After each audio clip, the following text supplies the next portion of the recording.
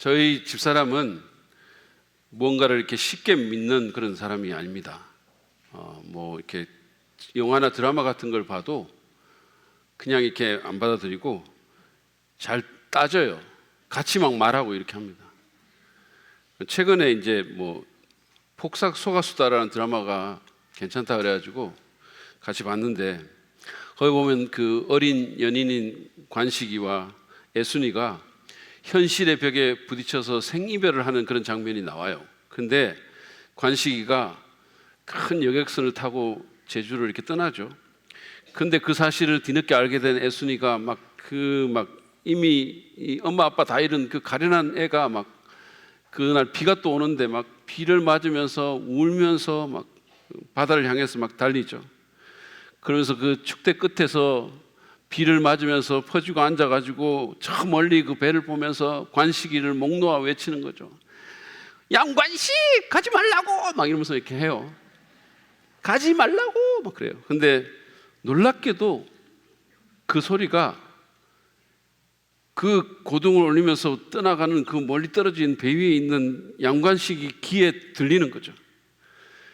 그래서 저 멀리 그 울면서 앉아있는 그 애순이를 보고 선장실에 뛰쳐 들어가가지고 배를 돌려달라고 난리를 치는데 배를 돌리겠어요?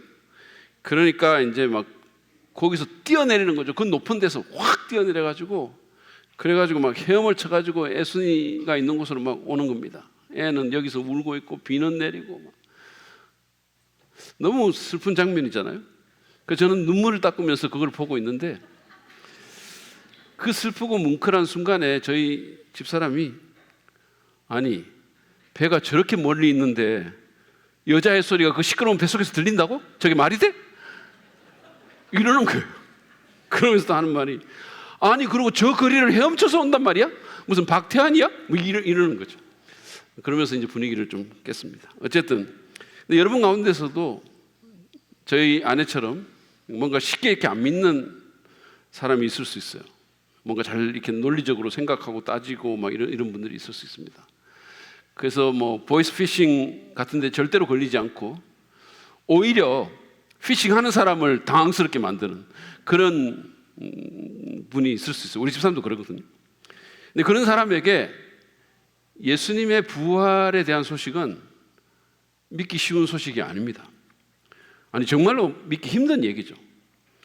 사람이 죽으면 계속 죽은 채로 있는 거지, 그 사람이 다시 살아난다는 게 말이 됩니까? 논리적으로? 그래서 예수 그리스도의 부활을 믿지 않는 것은 충분히 이해할 만하다고 생각합니다. 믿는 게 되려 이상하죠. 어떻게 그걸 믿습니까? 믿게 된 게 더러 이상한 거죠. 사실은 예수님을 3년 반 동안 따라다녔던 예수님의 제자들도 처음에는 다 믿지 않았어요. 여러분, 우리는 고대인들이 우리보다 더 무지하고 부활 같은 이런 거를 더 쉽게 받아들인다라고 생각하는 경향이 있는데 천만의 말씀이에요. 고대인들도 사람이 죽으면 그냥 죽은 채로 있는다는 정도는 알고 있었습니다. 우리가 고대인들보다 더 우월하다고 가정하는 연대기적인 자만심을 경계해야 돼요. 그거는 사실은 계몽주의가 꾸며낸 선동이에요. 어쨌든 저는 오늘 이 부활주의를 맞아서 예수님의 부활을 믿기 힘들어하는 분들, 또는 이렇게 고민하는 분들이 서둘러 부정적인 결론을 내리기 전에 몇 가지 고려하면 좋을 만한 사항들을 함께 좀 살펴보기를 원합니다. 그래서 여러분의 믿음을 도와드리기를 원해요. 그리고 이미 믿는 분들도 이 부활 신앙이라는 것이 그냥 우리끼리 말하는 종교적인 맹신이 아니라 믿을 만한 상당한 근거가 있는 것임을 확인하시고, 그리고 그 신앙 위에 더 굳게 서고 더 우리가 이 회의하는 이 세상 사람들에게 더 설득력 있게 이 소식을 전하는 그런 일들이 있기를 바라는 마음에서 오늘 설교를 합니다.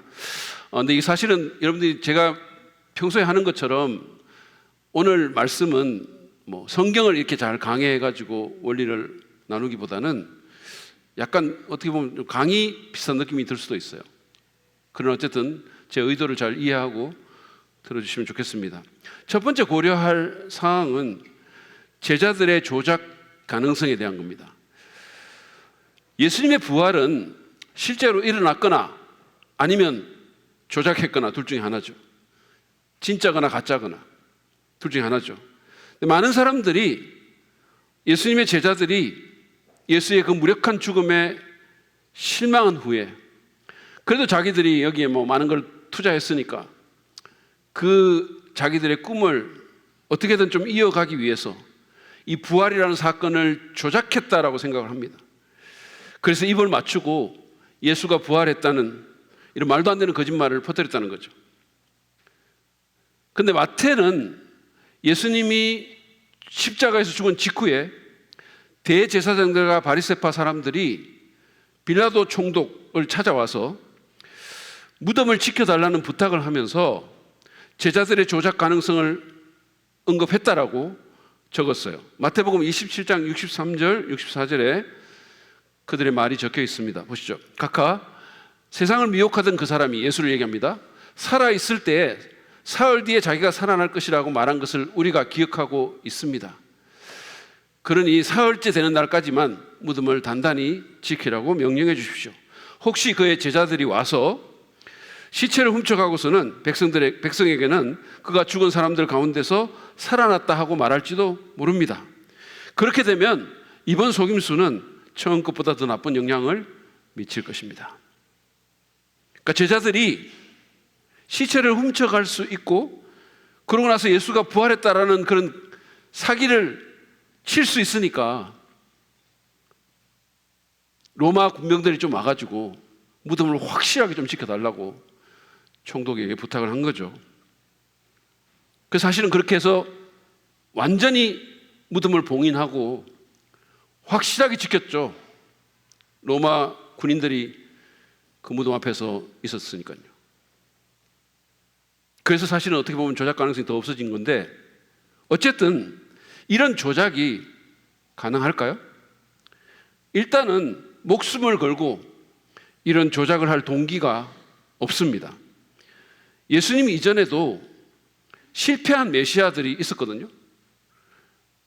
그런데 그 추종자들은 또 다른 메시아를 찾아 나서거나 이런 방식으로 했지 이런 식의 황당한 조작을 한 경우는 한 번도 없었고 이후에도 없었어요.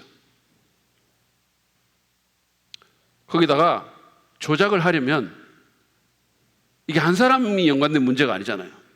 가룟 유다를 대신해서 12제자에 새롭게 가입한 마띠아를 포함한 그 12제자 모두가 입을 맞추고 공모를 해야 되는 겁니다. 근데 그 12제자만이 있는 게 아니잖아요. 그 서클들이 꽤 있었는데 그 모든 사람들이 입을 맞춰야 되죠. 근데 이 공모가 마지막 제자가 죽기까지 수십 년 동안 유지될 수 있었을까요? 한 사람도 양심선언 안 하고 한 사람도 협박과 해유에 넘어가지 않고 미국의 닉슨 대통령 재직 시에 워터게이트 사건에 연루되었던 닉슨 대통령의 참모인 척 콜슨이라는 사람이 있었어요. 사진 한번 보여주시죠. 예, 이분입니다. 같이 앉아있죠, 대통령하고. 근데 이 굉장히 파워풀한 사람이었어요. 근데 이 척 콜슨이 이 워터게이트 사건으로 인해서 감옥에 갔습니다. 권력의 핵심부에 있다가 감옥에 간 거죠. 그리고는 그 사건을 통해서 결국은 예수님을 믿게 되고 그리스도인이 된 사람이에요. 근데 이 콜슨은 여러 사람이 오랫동안 거짓말을 유지하기는 불가능하다면서 이런 말을 합니다. 나는 부활이 사실임을 알고 있다. 이는 워터게이트를 통해 배운 사실이다. 어떻게 깨달았냐고? 12명의 사람들이 예수가 죽었다가 살아온 모습을 보았다고 증언했고 그 주장을 40년 동안 단 한 번도 부인하지 않고 그대로 유지했다. 그들 모두 이 때문에 매를 맞고 고문당했으며 돌에 맞았고 감옥에도 갔다. 사실이 아니었다면 견디지 못했을 것이다. 워터게이트는 세계에서 가장 강력한 12명의 사람들이 연루된 사건이었지만 미국 대통령과 그 참모들입니다. 이들은 단 3주도 거짓말을 지키지 못했다. 12제자가 40년 동안 거짓말을 계속할 수 있었을까? 절대 불가능하다. 그러니까 자신의 경험에 의거해서 이렇게 오랜 세월 동안 그것도 힘도 없는 그 12명 또는 그 이상의 사람들이 계속해서 그 거짓말을 유지하는 것은 불가능하다는 거예요. 세계 최고의 권력의 핵심부에 있었던 그 12명도 단 3주도 그거를 유지할 수 없었는데 어떻게 그런 일이 가능한 거죠? 이 예수님의 부활을 조작으로 보기 어렵게 만드는 것은 사실은 그것만이 아니에요. 여자들 문제가 있습니다. 만약에 제자들이 조작을 했다면 절대로 여성들을 첫 번째 증인으로 세우지 않았을 겁니다. 가장 중요한 증인이잖아요. 근데 예수님의 그 생애를 기록한 사복음서를 보면 이 부활에 대해서 다 기록하고 있거든요. 다 기록하고 있어요. 근데 세부적인 차이는 있는데 모든 복음서에 공통된 점이 있는데 그게 바로 여자가 첫 번째 부활의 증인이다라는 거예요. 지금 우리는 그 말을 들으면 그게 이렇게 반응할 수 있어요. 근데 죄송스러운 말씀이지만 당시의 유대 사회는 여성을 온전한 사람으로 여기지 않았습니다. 그래서 사람 숫자를 카운트할 때도 뺐고, 그리고 법정에서 증언을 해도 효력을 인정하지 않았어요. 이거는 그리스 사회도 마찬가지였죠. 철학자인 아리스토텔레스는 여성에게 영혼이 있는지를 굉장히 심각하게 고민했어요. 오늘날은 반대죠. 오늘날은 많은 여인들은 자기 남편이 온전한 사람인지 의심하고 그 인간에게 영혼이 있는지를 고민하죠. 그게 사람이야? 이렇게 말하죠. 내가 볼 때 사람 아니야? 이렇게. 그러나 그때는 달랐어요.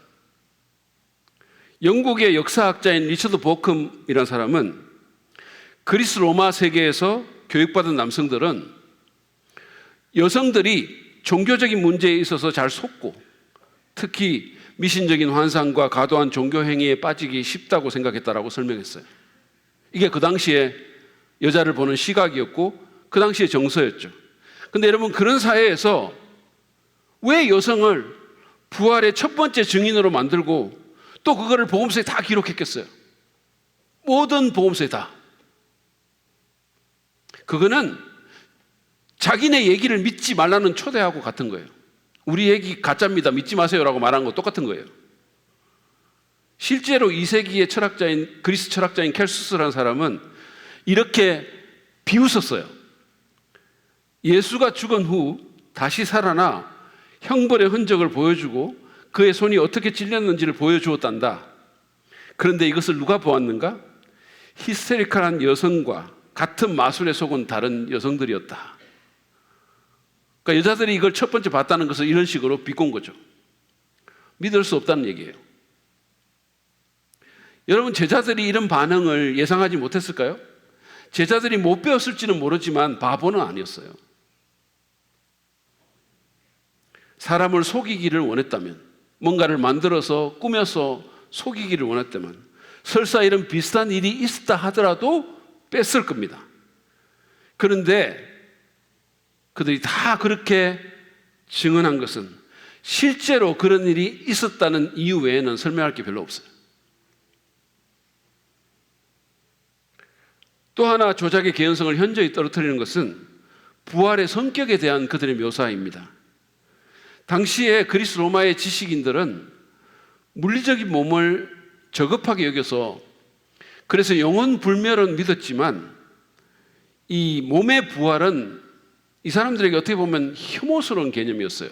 왜냐하면 몸은 그들에게 영혼의 감옥입니다. 그리스 사람들에게 구원은 영혼이 몸을 빠져나오는 거예요. 그러니까 그 당시에 지식인들에게 말이 안 되는 얘기를 지금 하고 있는 거고, 반면에 1세기의 많은 유대인들은 부활을 믿기는 믿었어요. 근데 그 부활이라는 게 현재의 몸과 별 다를 바 없는 몸으로 세상의 마지막 날 집단적으로 부활하는 부활이었었어요. 그게 그들이 날 때부터 배워온 부활의 개념이었습니다. 제자들도 마찬가지였어요. 계속해서 들어왔던 부활의 개념은 그런 개념이었었어요. 그랬기 때문에 제자들 중에 누구도 예수님의 부활을 기대하지 않았어요. 예수님이 내가 죽었다가 다시 살아날 거라고 말까지 3번이나 했는데도 누구도 믿지 않았고 누구도 기대하지 않았어요. 누구도 사흘째 되는 날 예수님의 제자들이 그 무덤 앞에 쭉 서가지고 19, 7, 8 그러면서 8, 7 그러면서 예수님 나오기를 그렇게 기대하고 있지 않았어요.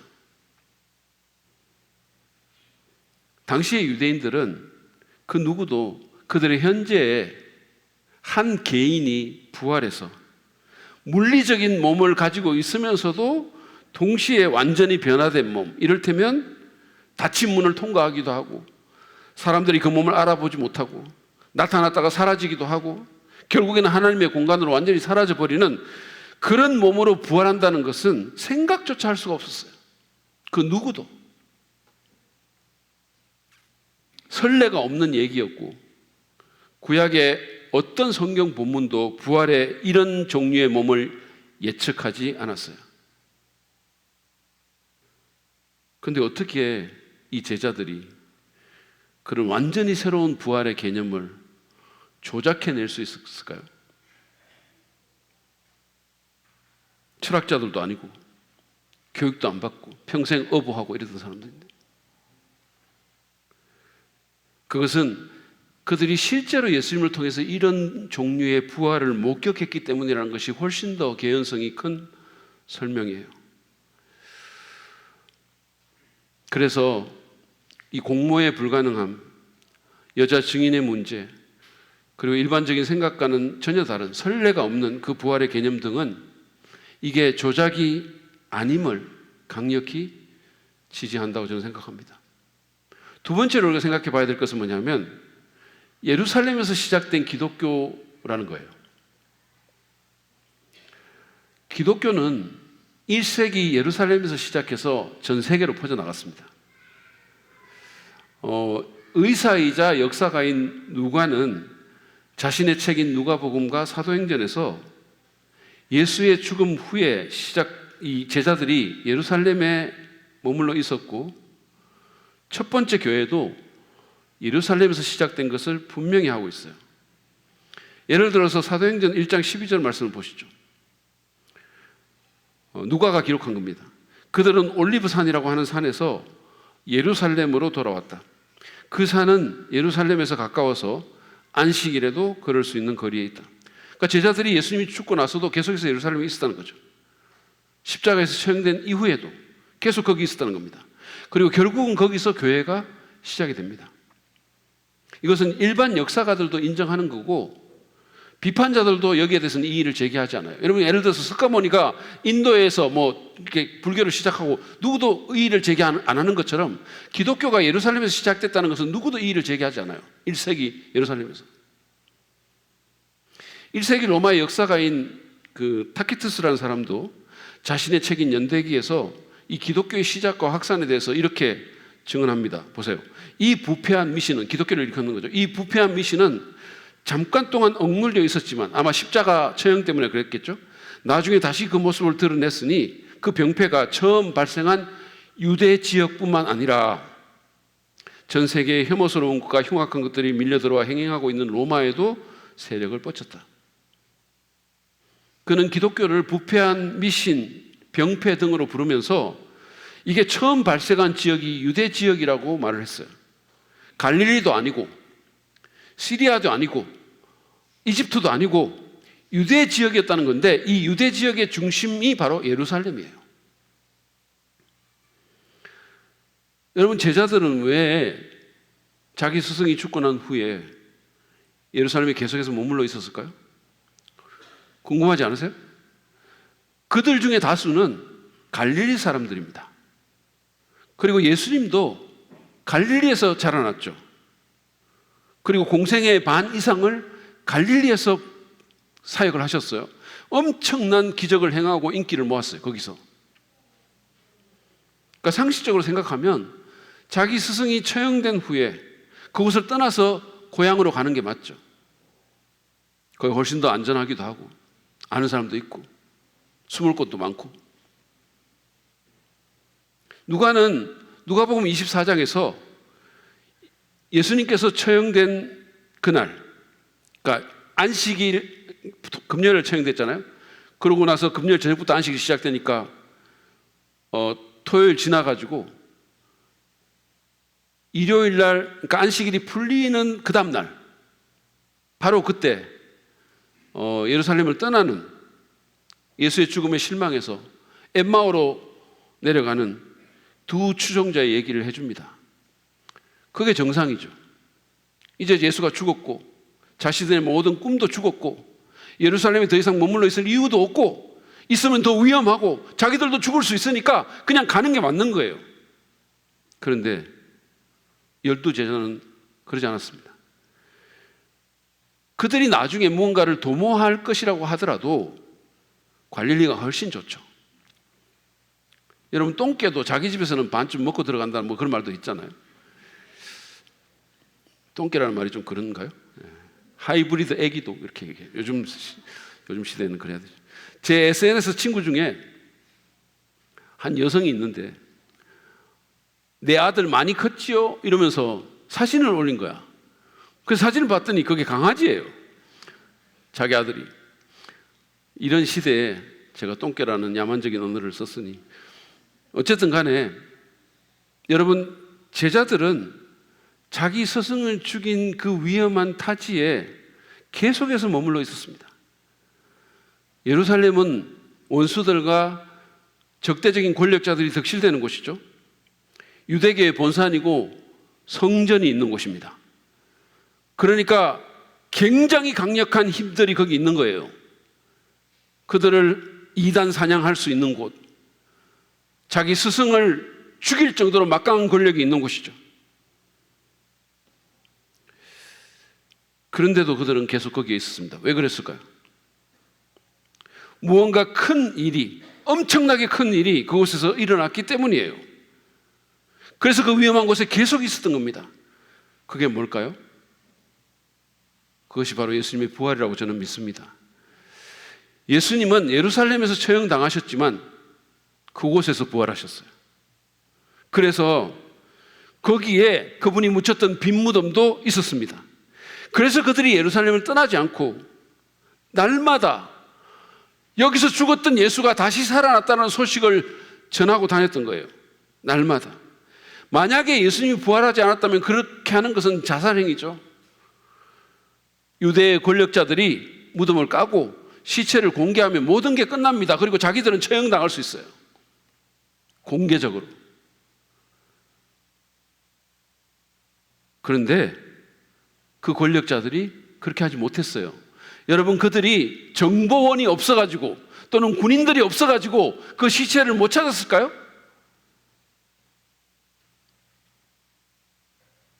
시체가 없었기 때문에 그렇게 못한 거예요. 무덤은 비어 있는데 시체는 찾을 수가 없었던 겁니다. 그래서 이 소식이 요원의 들불처럼 퍼져나갔고 타키투스의 말처럼 제국의 수도인 로마에까지 밀려 들어간 겁니다. 부활이 없었다면 이런 현상은 설명이 안 돼요. 설명할 수가 없어요.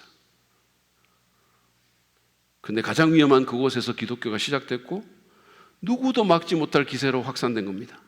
왜냐하면 예수님이 그곳에서 부활하셨고 그분의 빈 무덤이 거기에 있었고 그분을 본 목격자들도 거기에 있었기 때문이에요. 그러니까 그렇게 위험한 곳에서도 그들이 거기 버티고 있었던 겁니다. 왜냐하면 거기에 증거가 있었기 때문이에요.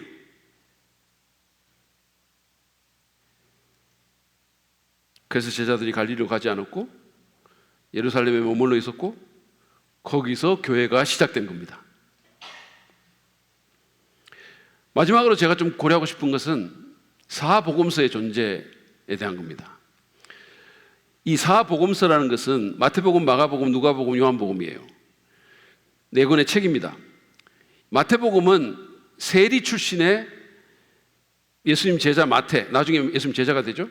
그 마태가 기록한 책이고, 마가복음은 베드로의 조력자이자 통역관이었던 마가에 의해서, 그리고 누가복음은 의사이자 역사가였던, 그리고 사도 바울의 주치의였던 그 누가에 의해서, 그리고 요한복음은 어부 출신이자 예수님의 핵심 제자였던 요한에 의해서 쓰였어요. 그러니까 이 모든 책이 다 예수님을 직접 눈으로 봤거나 아니면 예수님을 직접 본 사람과 아주 가까운 데 있는 사람들이 기록한 거죠. 근데 이게 지금은 성경이라는 책 안에 포함이 돼가지고 있는데, 원래 이 사람들은 성경을 쓰려고 한 게 아니에요. 여러분 그거 아세요? 신약 성경은 주후 4세기가 됐어야 하나로 모아졌어요. 그전에는 그냥 따로 책으로 돌아다녔습니다. 이 책의 저자들은 자기들이 직접 목격했거나 아니면 목격자로부터 전해 들은 예수님의 생애에 관한 이야기를 쓰려고 했습니다. 말하자면 1세기 로마의 역사가인 타키투스가 황제에 대한 얘기를 써서 책으로 낸 것처럼 이 사람들도 그렇게 한 겁니다. 그리고 요한복음을 제외하고는 다 이 책이 예수님 사후 30년에서 35년 이내에 기록이 된 거예요. 고대 역사 면에서 이것은 누군가의 생애를 기록하는 데 있어서 매우 짧은 기간이에요. 이런 예가 없어요. 뿐만 아니라 이 책들은 고대 문서 금정법이라는 게 있거든요. 고대 문서 금정법을 비롯해서 여러 다양한 기준들을 제공해도 신뢰도가 굉장히 높은 문서들입니다. 여러분, 우리가 갈리아 전쟁기라는 걸 통해 가지고 줄리어스 시저가 원정 나갔다가 군대를 데리고 루비콘 강을 건넜고 주사위는 던져졌다라고 말한 것을 우리가 다 알고 있고 믿죠. 여러분 어떻게 믿으세요? 보셨어요? 시저가 들어오는 거 보셨어요? 그거 우리가 어떻게 믿냐? 갈리아 전쟁기에 그렇게 기록되어 있기 때문에 믿는 거예요. 고대 문서입니다. 주전 1세기 문서예요. 그런데 만약에 우리가 갈리아 전쟁기를 통해서 줄리어스 시저의 그 얘기를 믿는다면 복음서에 있는 예수님의 십자가 사건은 더 믿어야 돼요. 왜냐하면 갈리아 전쟁기보다 사복음서가 훨씬 더 신뢰도가 높은 고대 문서예요. 사본도 훨씬 더 많습니다. 복음서의 신뢰도는 믿음을 떠나서 관련 분야의 학자들이 다 그렇게 인정을 해요. 그러니까 예수님에 대해서 회의적인 입장을 가진 학자이자 베스트셀러 저자인 바트 어먼이라는 사람이 있는데, 이 사람이 사복음서의 신뢰도에 대해서 이렇게 설명했어요. 보시죠.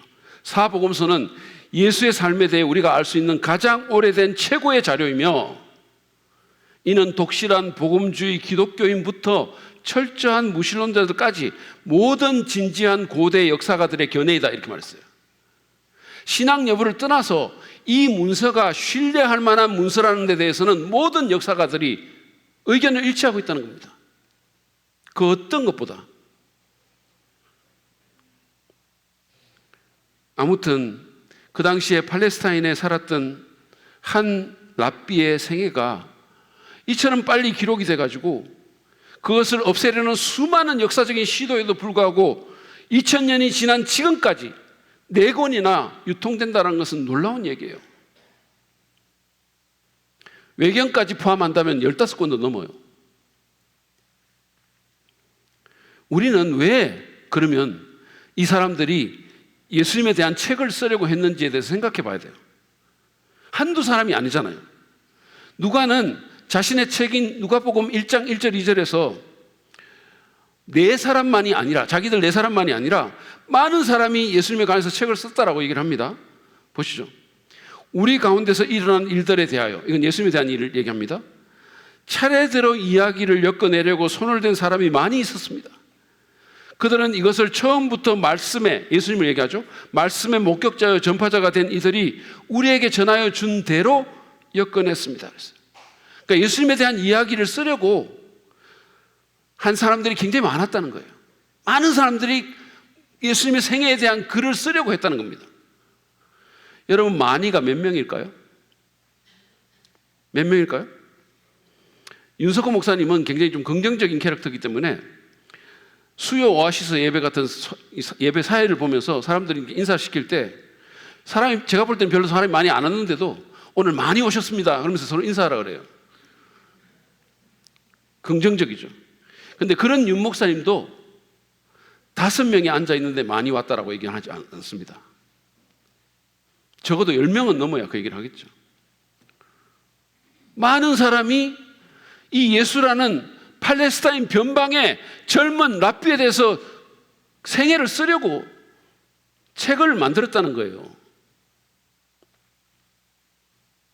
그래서 누가는 3절에서 자신의 지필에 대해서 이렇게 설명합니다. 근데 존귀하신 데오빌로님, 자기가 이제 글을 쓰는 주 대상이에요.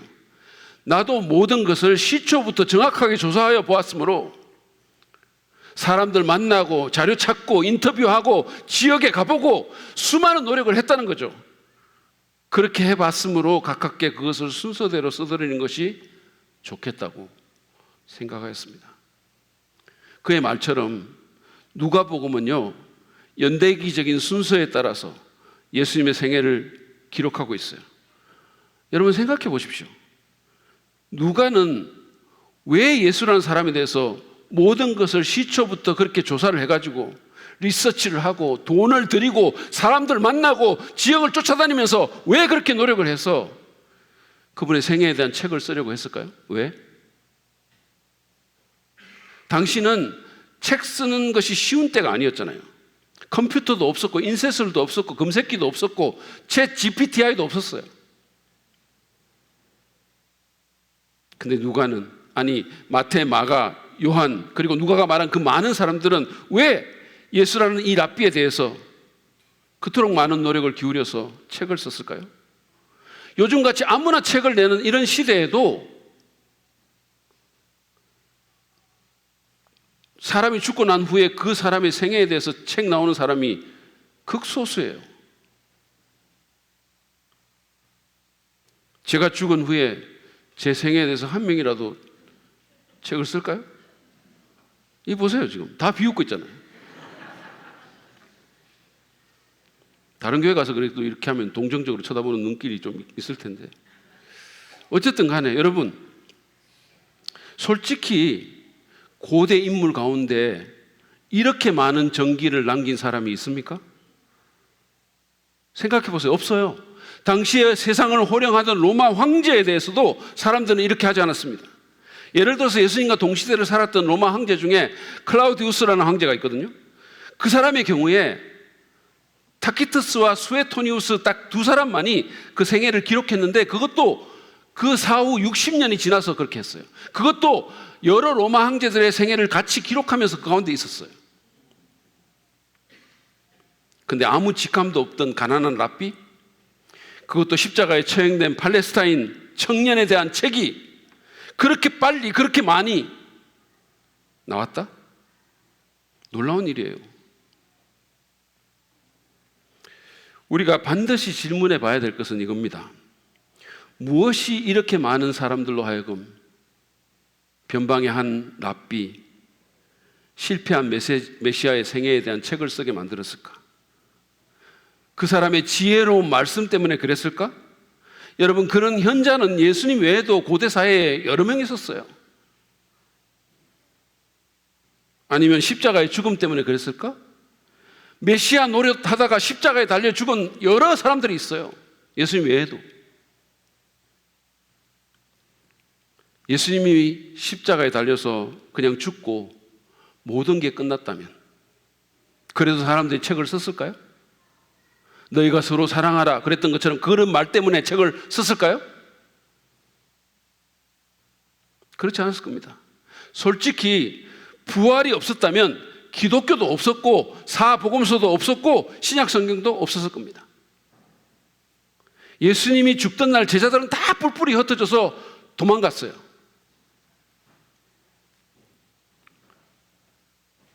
막강한 권력 앞에서 우리 모두가 비급해지고 생명의 두려움을 느낀 것처럼 그들도 그랬던 거예요. 다 도망갔어요.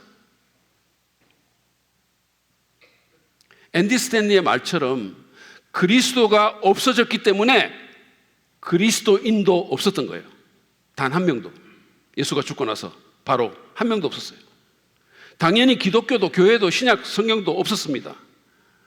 영국의 무신론자이고 굉장히 전투적인 무신론자인 리처드 도킨스는 기독교 초기 종교의 기이한 신자들이 진실을 확인하지 않고 예수에 관한 이야기와 소문을 열심히 전했다라고 상상하는 거예요. 근데 이 사람의 가설은 성립되지 않는 것이, 부활이 없었다면 사람들이 기이할 기독교라는 종교 자체가 없었어요.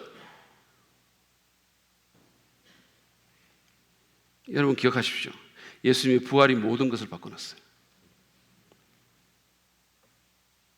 목격자가 생겼고 불가능한 사람들이 예수님을 믿기 시작했습니다. 그 중에는 예수님의 육신적인 동생인 야고보도 있었죠. 여러분, 야고보는 예수님의 공생의 기간 동안, 예수님이 막 사역하시는 기간 동안 예수님 안 믿었어요. 너무 당연하죠. 왜냐하면 같은 집에서 자란 형제인데 자기 형하고 같이 놀기도 하고 막 그랬을 텐데 그 형이 갑자기 메시아라고 그러면, 하나님 아들이라고 그러면 여러분은 믿겠습니까? 안 믿는 게 너무 당연한 거예요. 안 믿었어요. 근데 나중에 이 사람이 어느 시점에 변합니다. 그리고 유대인 역사가인 요세푸스에 의하면, 요세푸스는 기독교인 아닙니다. 근데 요세푸스의 책에 보면 이 야고보는 예수를 전하다가 돌에 맞아 죽어요. 한번 생각해 보시죠. 무엇이 자기 형을 나의 주 나의 하나님이라고 고백하고 그 형을 전하기 위해서 순교까지 당하게 만들었을까요? 무엇이? 부활이 아니면 설명할 길이 없어요. 야고보를 비롯한 목격자들은 죽은 사람이 살아났다고 전합니다. 그리고 그게 기독교라는 운동을 만들었고, 그리고 더 시간이 가기 전에 이 위대한 사건을 제대로 기록해야 될 필요성을 느낀 사람들이, 목격자들이 살아있는 동안 저마다 책을 쓰기 시작했고, 그래서 사복음서가 생긴 거예요. 따라서 사복음서의 존재는 예수님의 부활에 대한 강력한 증거입니다. 부활이 없었다면 이런 책은 없었을 거예요. 부활이 없었다면 교회도 없었을 거예요. 부활이 없었다면 단 한 명의 그리스도인도 없었을 거예요. 거기다가 사복음서를 읽어보면 어떤 인간도 영웅시하지 않습니다.